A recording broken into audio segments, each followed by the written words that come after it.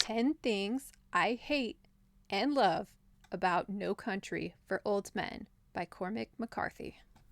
Synopsis. While out hunting in western Texas, Llewellyn Moss comes across a drug deal gone bad and finds a briefcase full of money. Anton Chigger wants to get the money back. Sheriff Ed Tom Bell is left to pick up the pieces. Things I love. Number 1. Structure. The book is divided into chapters that start with an interior monologue by Sheriff Ed Tom Bell that relate thematically, if not topically, to the alternating POV sections for mostly Anton Chigger and Llewellyn Moss. The interior monologue gives the reader a sense of Bell as a character, relates the changing nature of the Texas county he patrols, and frames the issues that will be dealt with in the following sections. As a narrator, Bell has a unique sense of humor, as seen in the opening of Chapter 7.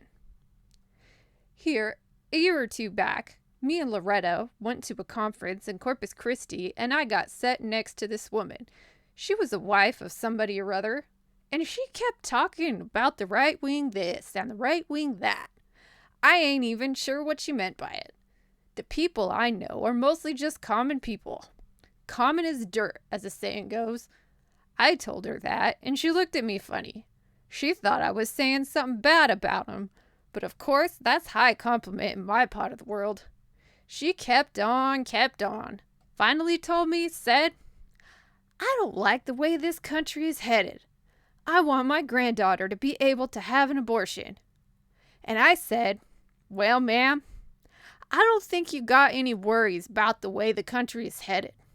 The way I see it going, I don't have much doubt but what she'll be able to have an abortion. I'm going to say that not only will she be able to have an abortion, she'll be able to have you put to sleep. Which pretty much ended the conversation. Chapter 7, pages 196 to 197. McCarthy uses these sections to contrast with the brutal violence of the plot and to give voice to the ethical and moral code espoused by the law enforcement officer. Number 2. Portrayal and integration of the setting. The story is set in West Texas in 1980 and moves through rural areas, small towns, and the U.S.-Mexico border. One of the first ways that McCarthy establishes a setting is by using Spanish words to describe the landscape, which include bajada, which means slope in Spanish, barrial, which is land characterized by heavy clay soil, datia, colloquial name for yucca. The words are specific to the Spanish dialect of the area. He also has some of the characters speaking Spanish. The other way McCarthy expresses a setting is through his dialogue. He writes a Texan accent in a way that reads naturally. I'm fixin' to go do something dumber in hell, but I'm going anyways. If I don't come back, tell mother I love her.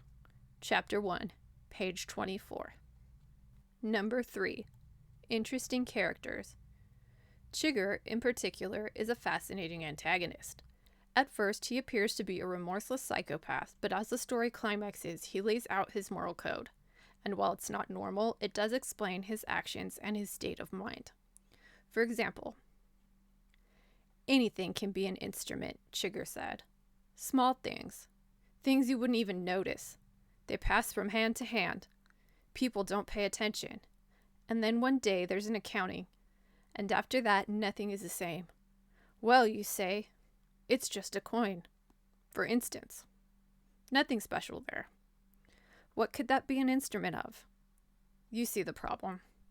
To separate the act from the thing, as if the parts of some moment in history might be interchangeable with parts of some other moment.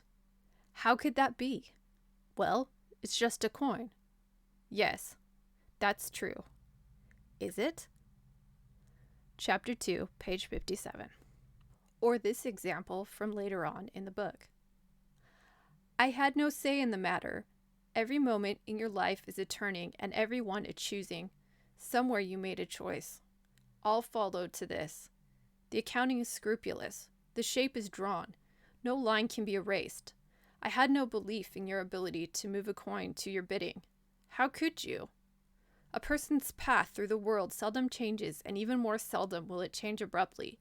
and the shape of your path was visible from the beginning. She sat sobbing.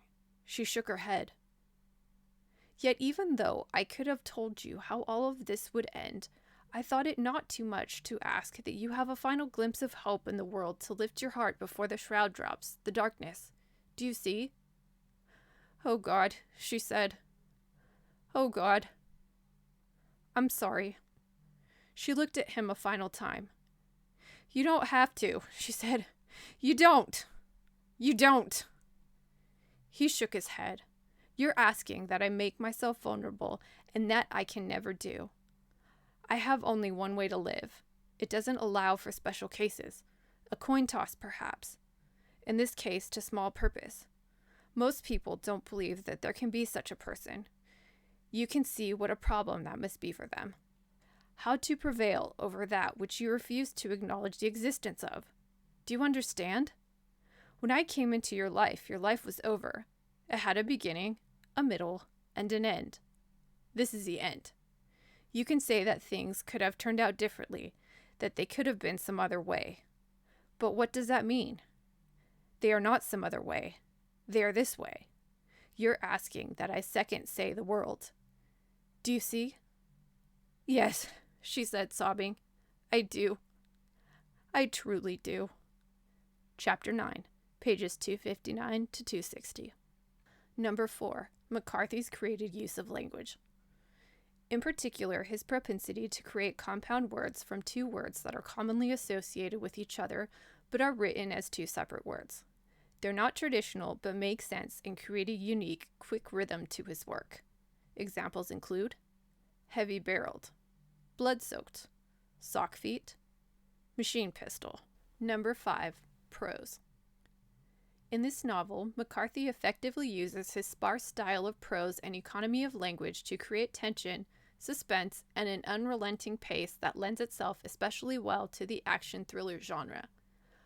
Moss's first encounter with Chigger is a good example of his economic use of language. The man turned his head and gazed at Moss. Blue eyes, serene, dark hair, something about him vaguely exotic, beyond Moss's experience. Chapter 4, page 112. McCarthy's description sets a scene where Wells discovers a woman killed by a stray bullet. A darkened room, faint smell of rot. He stood until his eyes were accustomed to the dimness. A parlor, a pianola or small organ against the far wall, a chiffon robe, a rocking chair by the window where an old woman sat slumped. A second shot had marked a date on a calendar on the wall behind her that was 3 days hence. You could not help but notice. Chapter 5, page 147. Things I hate. Number 6. Lack of dialogue attribution. McCarthy is known for his lack of quotation marks in his dialogue, and he rarely uses attribution. For example, I don't want you getting all excited on me. What makes you think I get excited? 'Cause bad girls like bad boys. What are you gonna have? I don't know. What is it you do? 3 weeks ago, I was a law-abiding citizen, working a 9-to-5 job. 8 to 4 anyways. Things happen to you. They happen. They don't ask first. They don't require your permission. That's the truth if I ever heard it told, she said. Chapter 8, page 222. Most of the time, the reader can figure out who is speaking, but there are times when it creates confusion. Here, for example, Moss seems to be speaking aloud and in his head. The moon was high and small. He kept his eye on the plain below as he climbed along the slope. How motivated are you? He said. Pretty damn motivated. You better be. Chapter 1, pages 29 to 30. There is no way for the reader to differentiate thoughts, narration, and spoken words, and when characters have conversations, it's easy to lose track of who's speaking during long sections of dialogue. Number 7. Irregular use of grammar. McCarthy uses grammatical marks only when they're necessary for reading. For example, he'll forgo apostrophes in some cases, such as ain't, couldn't, and while using them in others, such as all and we're.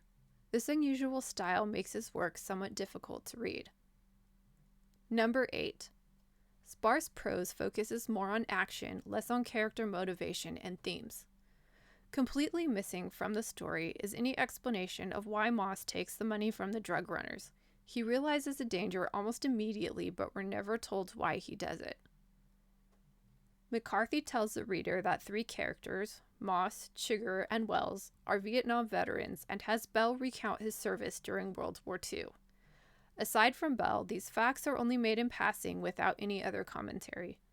It seems significant, yet whatever thematic statement McCarthy wanted to make is weakened by the lack of further exposition. Number 9. The plot of this novel is brutally violent. After Bell's introspection in the opening of Chapter 1, Chigger brutally murders a police officer. He was gurgling and bleeding from the mouth. He was strangling on his own blood. Chigger only hauled the harder. The nickel-plated cuffs bit to the bone. The deputy's right carotid artery burst and a jet of blood shot across the room and hit the wall and ran down it. The deputy's legs slowed and then stopped. He lay jerking. Then he stopped moving altogether. Chigger lay breathing quietly, holding him. Chapter 1, page 6. There are several shootouts in the book and many murders that are recounted in detail. While the amount of violence is appropriate for the genre and type of story, it might not be for everyone. Number 10. The ending, while realistic, is rather unsatisfactory. Without giving too much away, Moss gets what's coming to him, Chigger does what he says he will, and Bell retires after he's unable to do what he set out to do. That in and of itself isn't a bad thing. The novel, however, continues on for 3 more chapters after the main events of the story conclude. These last chapters don't add much to the story and bog down the narrative. Bonus. Number 11. The film adaptation is exceptionally well done. Directed by Joel and Ethan Cohen, starring Harvey Bardem, Josh Brolin, and Tommy Lee Jones, the film won Oscars for Best Picture, Best Directing, Best Supporting Actor, and Best Adapted Screenplay, and 2 Golden Globes. Thank you so much for joining me, Lady Balefire, on this episode of 10 Things I Hate and Love About No Country for Old Men. Please like, share, and subscribe for more episodes of 10 Things and other content and discussions. And once again, thanks for watching. See you again soon.